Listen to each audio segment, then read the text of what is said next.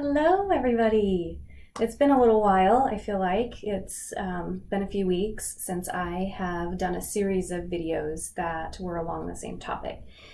I am doing a series now that is about chronic stress. And even though we are a pelvic health center, that's our area of concentration for our practice, we are by trade occupational therapists, and our focus as OTs is on the entire body and process of being human, of existing.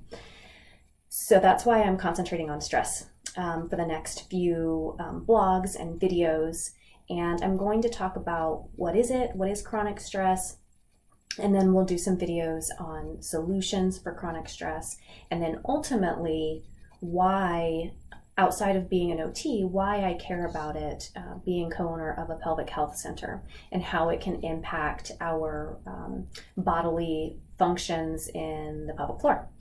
So, what is chronic stress?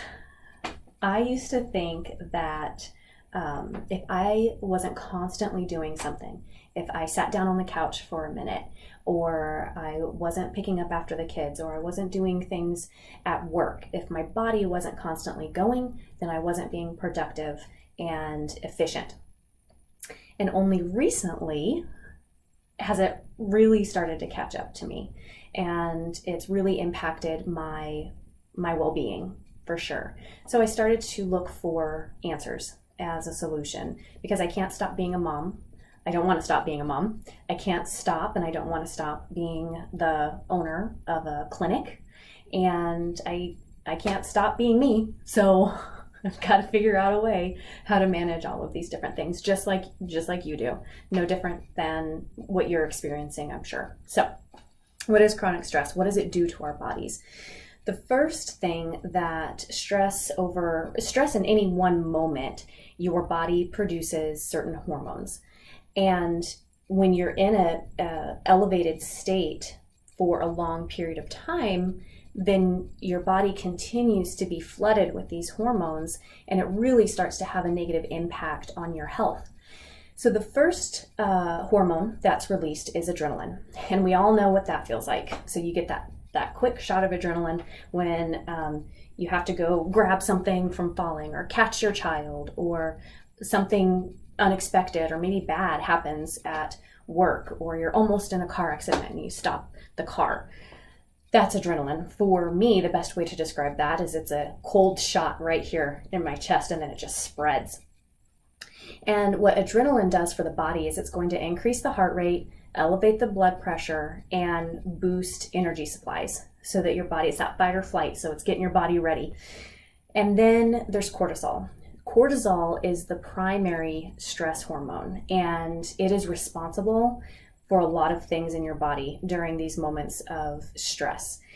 It speeds up some processes in your body to be more efficient for that fight or flight, and it slows down others that aren't essential.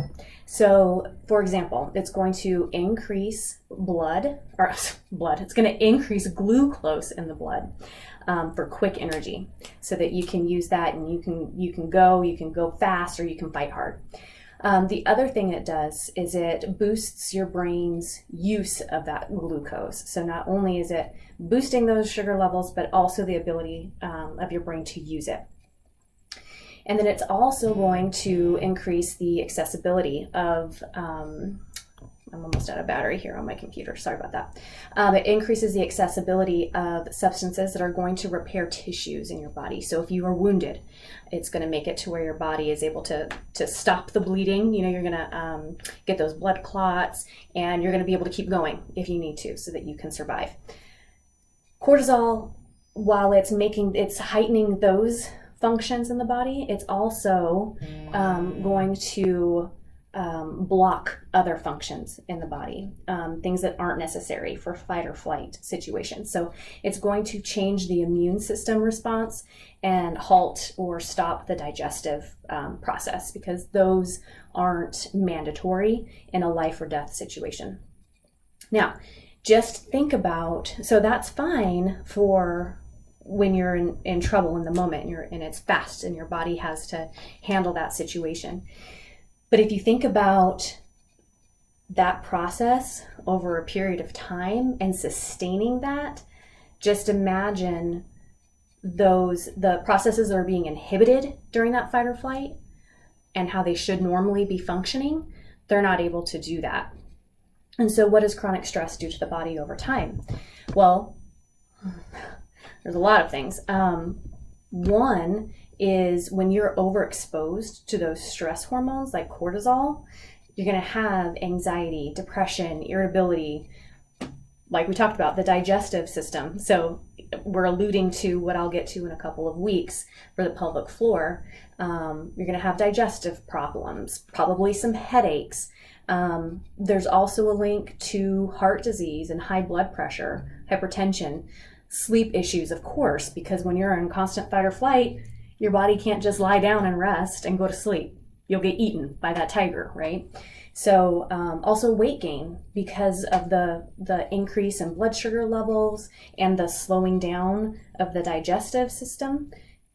You're not properly utilizing the energy that you're taking in through food, so it can lead to weight gain. Of course, there's going to be some memory issues and concentration. And also, again, alluding to what we'll be discussing later, some sexual dysfunction issues as well.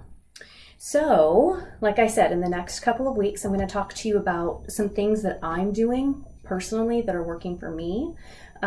Certainly, this is not our niche area, but as an OT, stress and stress management are definitely within our wheelhouse. And as I am learning to manage my chronic stress, I hope to help you in some way, as well as our patients who may be impacted by this as well. So have a wonderful day, and I will see you soon.